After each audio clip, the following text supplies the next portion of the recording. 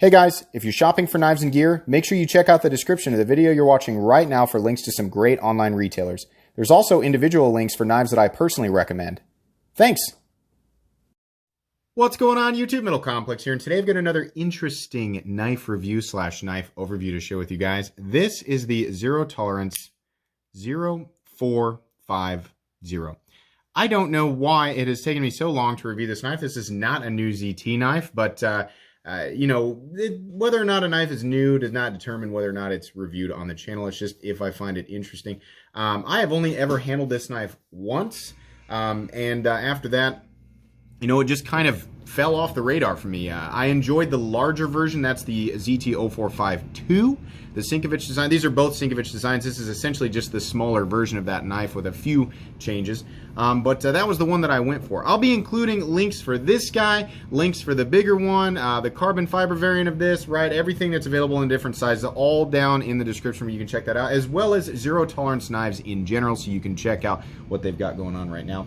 This knife was sent to me by my buddy Mohammed. Mohammed, thank you so much for sending this for review. He has been around for a long time. He's interacted with the channel a lot and follows me on Instagram and all that. So I really appreciate that, Mohammed.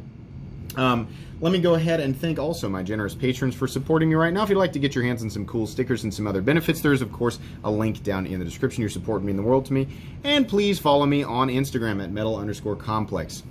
Okay, let's go ahead and get a measurement of this guy. Overall length of the ZT-0450 is coming in at 7.3 inches overall. Blade length is coming in at about 3 1/4, and cutting edge is coming in at probably just ever so slight. It's almost exactly the same in terms of cutting edge and blade length. You can see there where it kind of ends right after that sharpening choil. Let's go ahead and do some size comparisons up against the Ontario Rat Model 1. The Rat 1 is coming in at 8.6 inches overall. So you can see here, this is a smaller knife, and it's got a slender profile, so it really makes it seem a lot smaller, but it's still kind of in medium knife territory. That's where I'm going to put it. How about up against the, and did I say 8.6 inches on the Rat? Okay. How about up against the Spyderco PM2? PM2 coming in at 8.3 inches overall. How about up against the Benchmade Griptilian, or in this case, the Ritter Hogue? Ritter Hogue is coming in at 8 inches overall. And last but not least, whoops, the Spyderco Para 3, which is generally the smallest knife that I carry and one that I consider to be in medium knife territory. Spyderco Para 3 coming in ever so slightly shorter, I believe at 7 1/4 inches. Yeah, so 7, did I say 7 1/2? Let's make sure. It's, I think I said 7.3. It's almost exactly 7 1/2 inches overall. So anyways, there you go. How's the action of this guy? This is a zero tolerance knife, and this has been around for a long time, and to my knowledge it has remained unchanged. Like I said, there are two versions of this knife. The one in carbon fiber and titanium with a black blade and black titanium, and then this version with the satin blade and full titanium. The action feels very similar to every other ZT knife that I have handled. I'll say that some newer zero tolerance designs have certainly been smoother, but this action feels essentially the same, what I would expect from a 2014-ish zero tolerance, which I think this knife was around. I think this knife has been around for a long time. It's not quite as impressive as some of the actions that we feel today, but it's still plenty good. I mean, you're not going to get like a fall. It's still like kind of a wiggle shut action, and the detent is very heavy for a smaller knife, and it's very snappy. But for for action snobs, this isn't going to be as fall shutty as some of the newer ZTs or some knives that you're getting from Bestex higher end, from Wi's higher end, right? Some of the competitors, some of the Chinese competitors, not going to quite be there, but plenty snappy. The detent is almost, let me give you guys a look here. Oof. Almost a bit heavy, and it's not, I don't know if it's really the detent strength, but it's maybe where I'm accidentally putting my fingers, and perhaps, the shape of the flipper tab, a little bit sharp here, right? Almost wanting to light switch it to keep my finger from getting destroyed, but it's okay. Not really that big of a deal. Let's go ahead and do a hardware check. Get out my tools here real quick. You can check out my tools as well as my flashlight down in the description. I think I have them all linked together. I don't know how far down it is. Not very far. Tools are very inexpensive and very recommendable. And flashlight's actually not bad either. Okay, pivot. That's a T8 pivot. And then unfortunately the body screws are all going to be T6. Yeah, that's not common for ZT. There are some ZT knives out there that use T6, but usually just the pocket clip screws on a 0 tolerance are T6. That has seemed more like a Kershaw thing, which is that Kershaw and ZT are both under KAI USA or KAI USA. Yeah, this guy's got T6 screws. Okay, not that big of a deal. It's still minimal hardware. There's actually only 2 screws because this is a design where the screws go all the way through to the titanium. Lots of reviewers talk about this. They're like, oh, I don't like that because what if you strip one of the threads out in the titanium and then it's not going to go back in there even if you do get a new screw? Yeah, that's certainly a justified thing, if that were to happen. But the likeliness of stripping out a thread in the titanium frame is very unlikely. I've talked to a few different knife makers about that. And it's pretty unlikely. So it used to concern me. I really just don't care anymore. I always like to see screws on both sides, but when you only have 2 screws going all the way through, the benefit is that you have less hardware to keep track of when you're taking the thing apart, right? So no big deal. I think it's kind of neat that they polish the heads there. People will point out. Face reveal in the pivot. I've shown my face before. Sorry to take the wind out of your sails.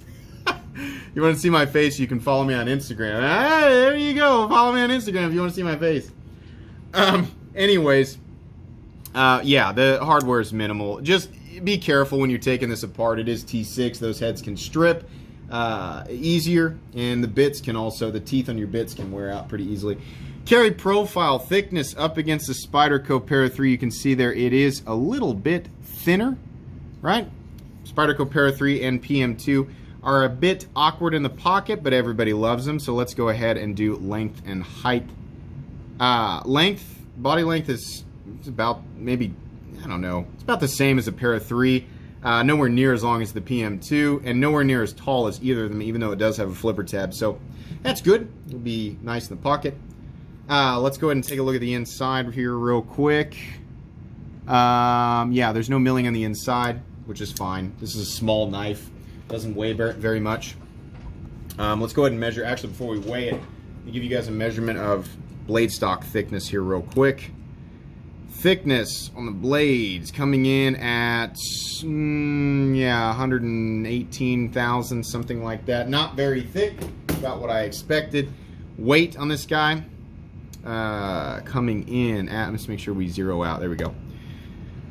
3 ounces. That's fine. I think that comes in on the Blade HQ website. It says like 2.95 ounces, something like that. So yeah, you're getting about 3. You're getting over 3 inches of blade, which for 3 ounces of weight, which is fine. I didn't mention this, but that is going to be over the legal limit for some people. So be cognizant of that. It's definitely over 3 inches. That's fine. A lot of people look at this and they go, "I'd rather have the carbon fiber one because I bet it's even lighter weight."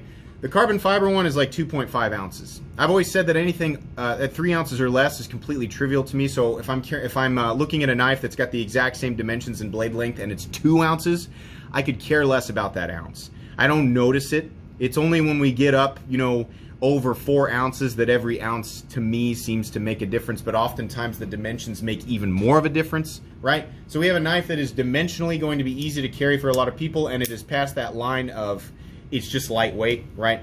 But yeah, the carbon fiber one is technically less weight than this, but it's literally less than ½ an ounce. At that point, I would just choose the one that you think looks cooler. I don't notice ½ an ounce in my pocket, especially when it's under 3 ounces to begin with. But yeah, this knife is going to be right at home in pretty much anything, right? It's lightweight enough. It's right on the line, but I'd even carry it in sweatpants or athletic shorts, jeans, whatever. The profile's great. It's not going to be ultra obtrusive. It's nice and thin, right? So that's nice. Really, really good. Okay, have we gotten through all that? Yeah, let's go ahead and talk about the anatomy here. So this guy is full titanium. It's interesting that they put 0 tolerance on the frame and then nothing on the blade on this side, but it's got that KAI USA paragraph on this side.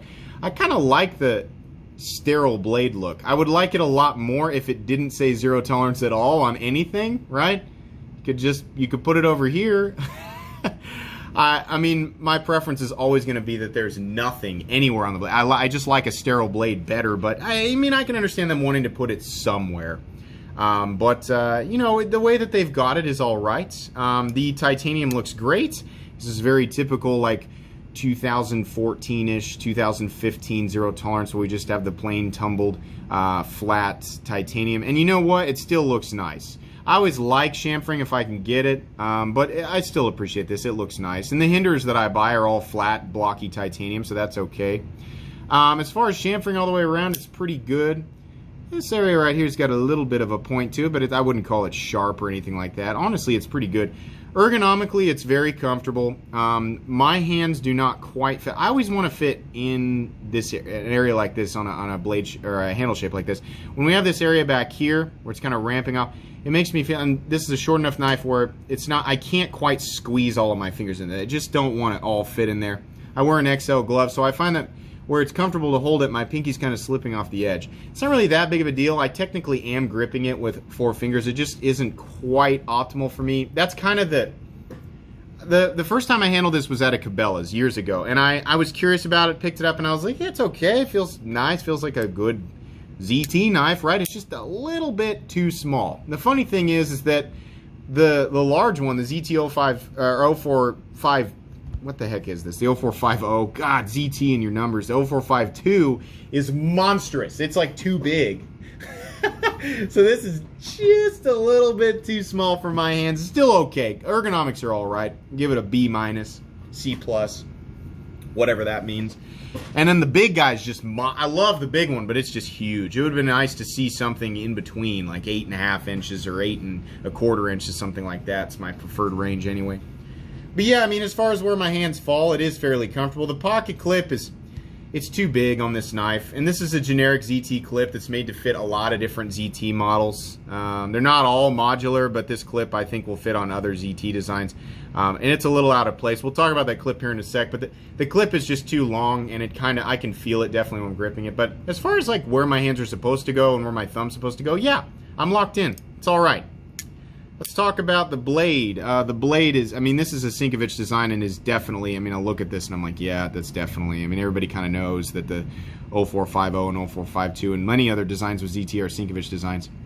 So it has this nice, long, I don't know if you want to call this a spear point, whatever you want to call it, doesn't really matter to me. The flat carries out about, I don't know, 70% the length of the blade. Nice swedge up here. The blade really does look nice. It's a very attractive looking blade. I think that's what did it for a lot of people, because it's, I mean, again, it's not a new design. You know, this design and its larger brother have been popular for a long time. It doesn't get ultra thin behind the edge. In fact, for a knife of this size, I would say it's kind of thick, but it'll still cut, it'll still slice for your EDC task, which this is an EDC, this is a light use EDC knife to me. Could it be used harder? I guess, but what I'm going to use this for, primary application, is just going to be regular EDC stuff. The blade's not going to make it the most absolutely, oh my gosh, that was an effortless box cut. You know, no, you might have to spend 0.02 seconds more getting that blade through the cardboard, whatever.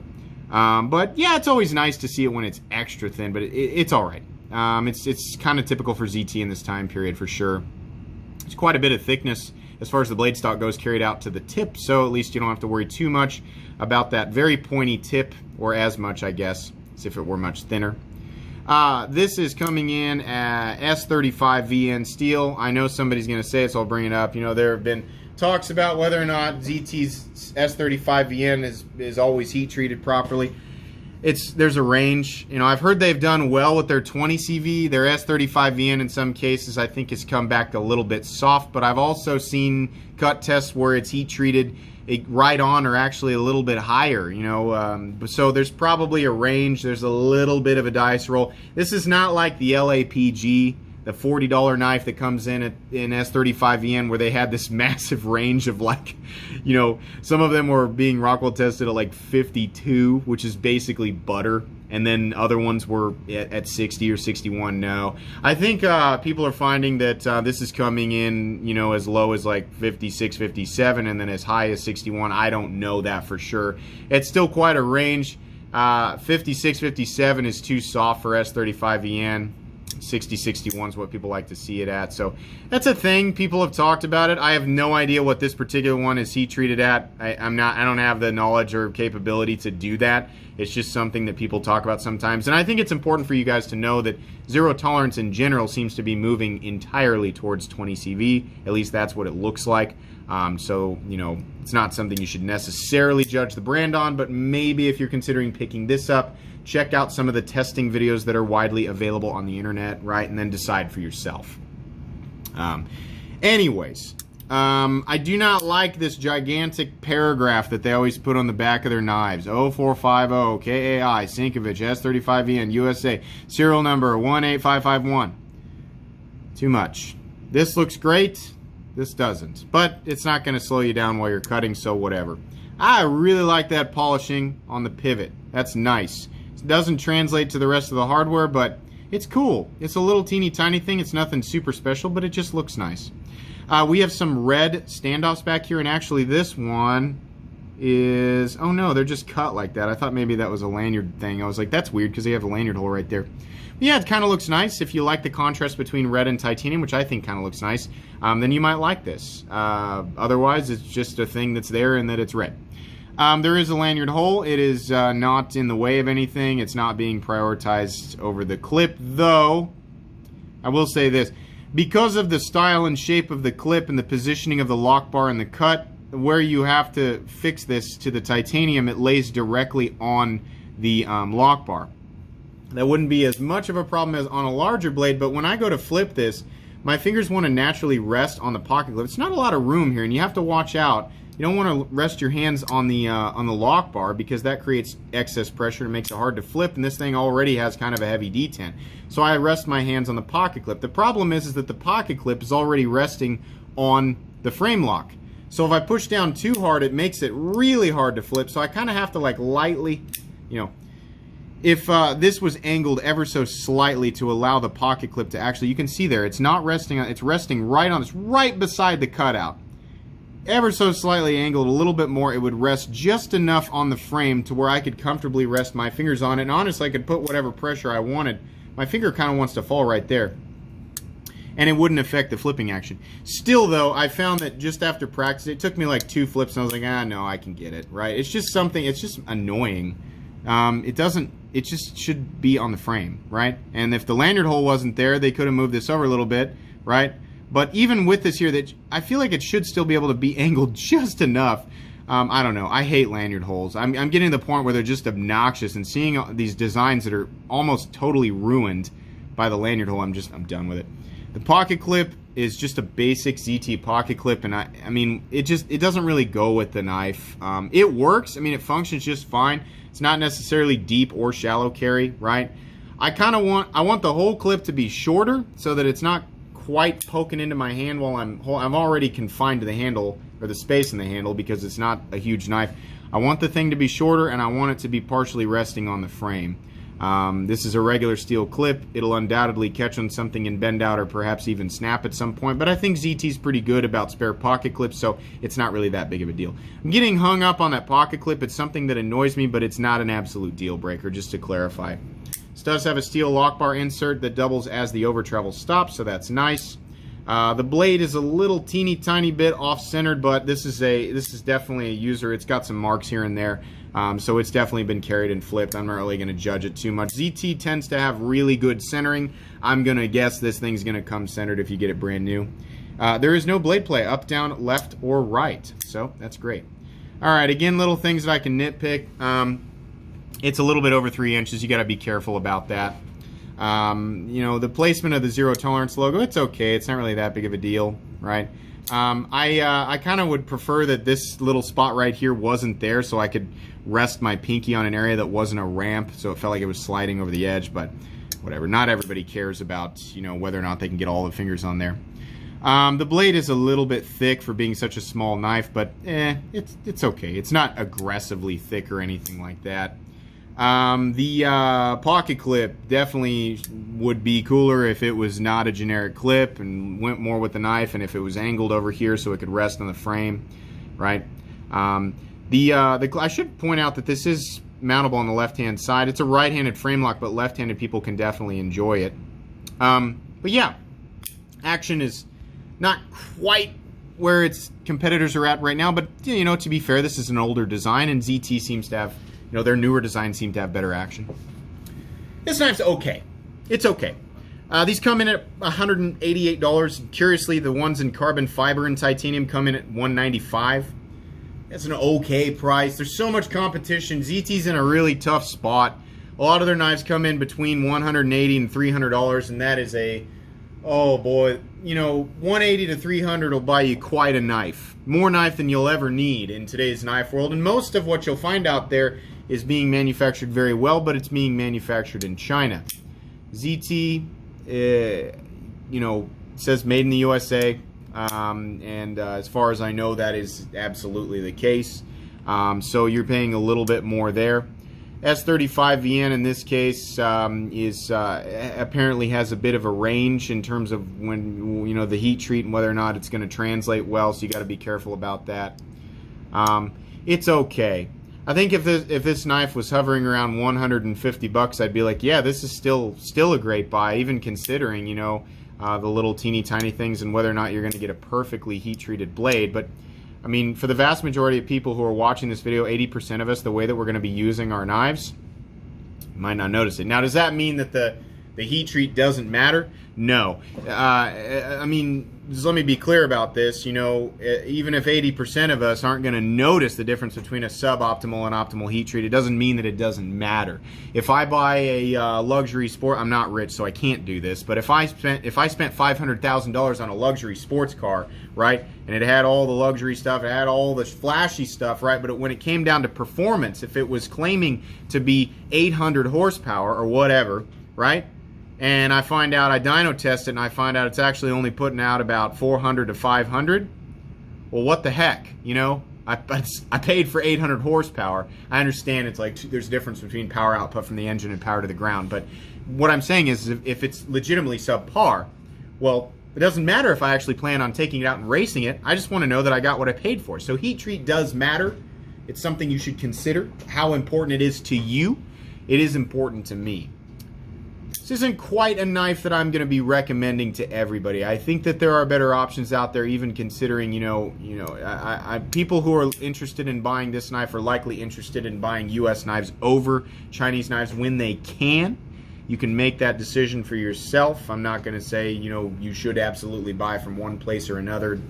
Buy what you like from where you want. I live in the United States, so I try to support U.S. manufacturing as much as I can. But if I was shopping in this price range, there's probably some other stuff that I'd look at before this guy. It's okay though. It's all right. C+. I don't know why we're paper grading knives now, but this is about a C+ knife. I'll be including it in my ZT Knives playlist.